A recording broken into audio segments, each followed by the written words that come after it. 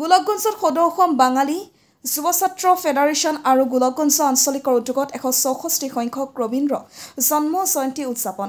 গোলকগঞ্জ বছৰত ৰবীন্দ্ৰনাথ ঠাকুৰৰ 164 সংখ্যক ৰবীন্দ্ৰ জন্ম জয়ন্তী দুদিনীয়া বৰ্ণাঢ্য কাৰ্যসূচীৰে আৰম্ভ হয়।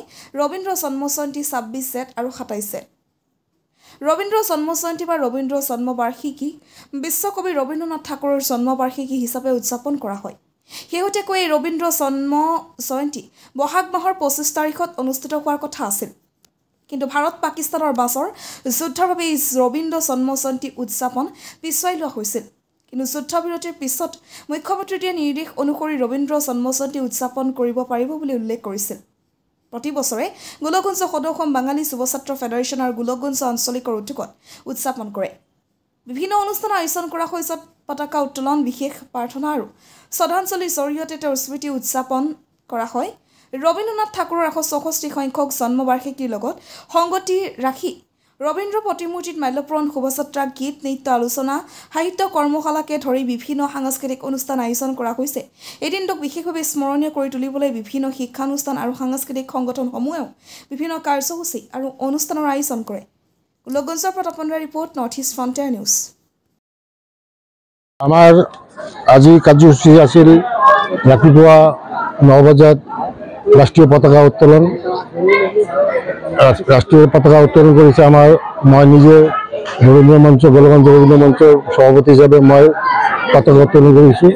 দ্বিতীয় কাৰ্যসূচী আছিল আমাৰ বেংগলী যুৱ ছাত্ৰ ফেডাৰেশ্যনৰ পতাকা উত্তোলন। এইটো আমাৰ ফেডাৰেশ্যনৰ প্ৰেচিডেণ্ট বিশ্বজিৎ ৰায় কৰিছে। তাৰপিছত আছিল আমাৰ কবিগুৰুৰ মাল্যৰ্পণ, সেইটো আমাৰ CDC ছাৰে গোলকগঞ্জৰ জগদীশ বৰ্মন বুঢ়াগোহাঁই ছাৰে কৰিছে।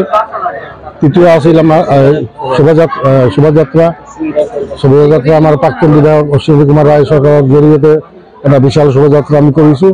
যিহেতু খৰাং বতৰ, প্ৰখৰ ৰ'দ দিছে, আমি সংক্ষেপে কৰিছোঁ আৰু খুব সুন্দৰ সাফল্যমণ্ডিত হৈছে আমাৰ শোভাযাত্ৰা।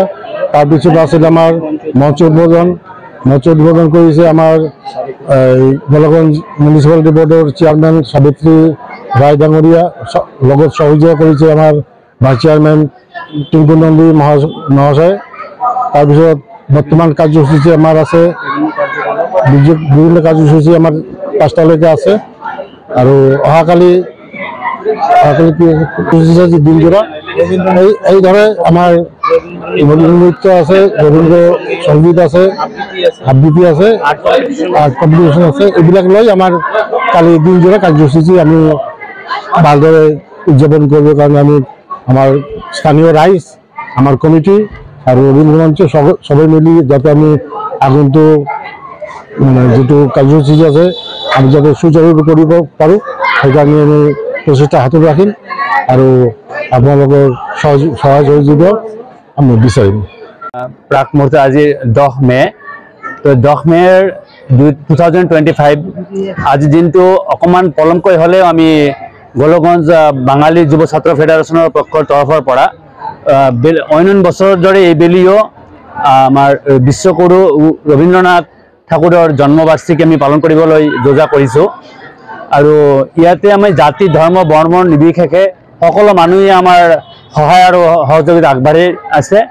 আৰু আমাৰ প্ৰচেষ্টা হৈছে যে ৰবীন্দ্ৰনাথ অকল এখন ঠাইৰ নহয়, তেওঁৰ যিটো হিউমেনিজিম সেইটো সমগ্ৰ সমাজতে বিয়পাই দিছে।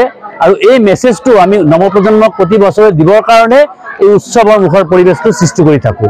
আৰু যোৱা প্ৰায় 25 বছৰৰ পৰা আমি এইটো কৰি আছোঁ। ফাৰ্ষ্ট ষ্টাৰ্টিং হৈছিল 2000 ইয়াৰত, আমি তেতিয়া ডেকা ল'ৰা ছাত্ৰ হিচাপে আহিছিলোঁ আৰু ক্ৰমান্বয়ে এইটো চৌপিনে আমাৰ চাৰিওপিনে এইটো বিয়পি আছে। বিভিন্ন বাহিৰা জিলাৰ পৰাও ইয়াত প্ৰতিযোগীবিলাক আহি আছে।